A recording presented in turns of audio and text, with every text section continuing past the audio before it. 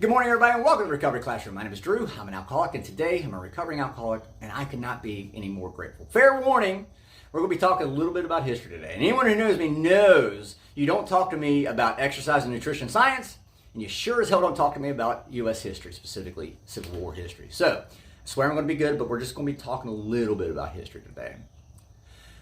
I do want to talk about a serious topic, though, one which may piss you off. And if it pisses you off, I encourage you to call your sponsor. And if you don't have a sponsor, well, then that's probably the reason why you're pissed off and you need to get a sponsor now. So go find a sponsor. But it is a serious topic. Is AA a cult? I've heard it. I was sent an article last week about it, and I read it, and I was fascinated by the article. And I started thinking back to my own personal experience with that idea, because I used to believe it too. I can't tell you the number of times between 2013 and 2021. I would walk into a few meetings, see people sitting around these tables, chanting, praying, right? Talking about God, this God thing. And when they mentioned God, I immediately thought to the God from my childhood, and that God hated me. So yeah, I'm back out the door. And it just became so much easier when my friends would ask me, have you tried AA? Have you tried this Alcoholics Anonymous program? I would say, yeah. But you know what? It's just nothing but a cult. That's a cult. I don't want anything to do with a cult. See, it was so much easier for me to say it was a cult than to speak the truth. And the truth was this. I wasn't looking for ways and approaches to get sober, to change my behavior. I was looking for excuses to continue my behavior. And that was the difference. And I thought that as I was reading this article, and it was a well-written article and very valid points. It just didn't go deep enough. It just stopped. It was very superficial. This article was written, the guy who wrote this article, I don't think he was ever an alcoholic. And I'm pretty damn sure he never worked the steps. I remember my friends would tell me, try AA. Oh, no, I've tried it. I've worked those steps, and it doesn't work. Okay. No. See, again, I was looking for excuses rather than looking for results. And that was a difference. But in order to determine whether or not AA was as a cult, you got to go back and you got to look at the history. You had Bill Wilson in New York City. You had Bob Smith in Akron, Ohio. They were two different men holding different meetings, entirely different approaches. Bill Wilson started breaking away from the Oxford group long before Bob Smith's group ever started breaking away from the Oxford group. And lo and behold, off of Bob Smith's group, another group was formed because the Catholic Church became involved, and Clarence Snyder formed a group in Cleveland in 1939. So now all of a sudden you got three different groups, three different approaches. And over the years, these ideas, these approaches in recovery, in these specific meetings, started becoming ingrained in tradition. They started getting handed down and passed down, generation after generation, year after year, alcoholic after alcoholic. And before long, they became entrenched. These approaches and these ideas became entrenched and turned into gospel. We see the results of this on a day-by-day basis. Without question, there are meetings you walk into and you see the angry Muppet faces, as we so eloquently call them. Thank you, Mac. There's the angry Muppet faces who have that entrenched ideology that this is the only way you can get sober, when in fact it's not. Bill and Bob Smith proved that, because again, they had two different approaches, hundreds of miles apart, cities, states apart. They had two different approaches. The idea that AA is a cult, well, aren't you judging the whole based upon a few meetings? And each meeting has a slightly different approach. Sure, these meetings probably just, when called to task for it, sure, the meetings probably failed to acknowledge the impropriety of the optics. Maybe they failed to acknowledge, okay, I can understand how it might look like a cult.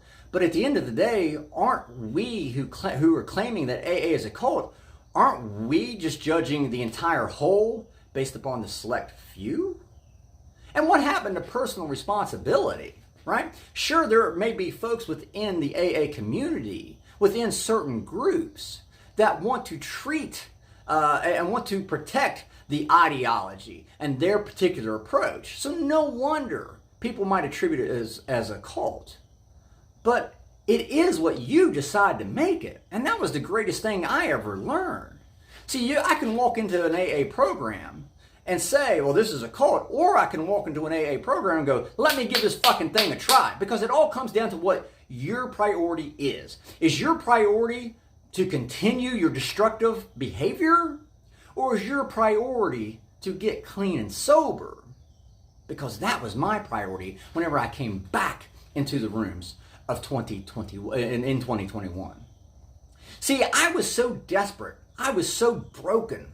I was desperate for anything. And the big book even called me to task on that. I had the desperation of a drowning man. And I was willing to go to any lengths possible to get sober. I became, eventually, over time, I became more interested in my efforts and the results of me getting sober rather than excuses of me continuing my behavior. And that becomes the difference. So sure, we can sit and say that AA is a cult, but you're judging the entire group, the entire organization, based upon the actions of just a few select niches, if you will, cliques within the whole. And that's not fair. But let's be real. Let's keep it real. Was I not in a cult beforehand? Were you not in a cult beforehand? Oh no, Drew, I don't know what the fuck you're talking about. No, let's be real. We're keeping it real, right?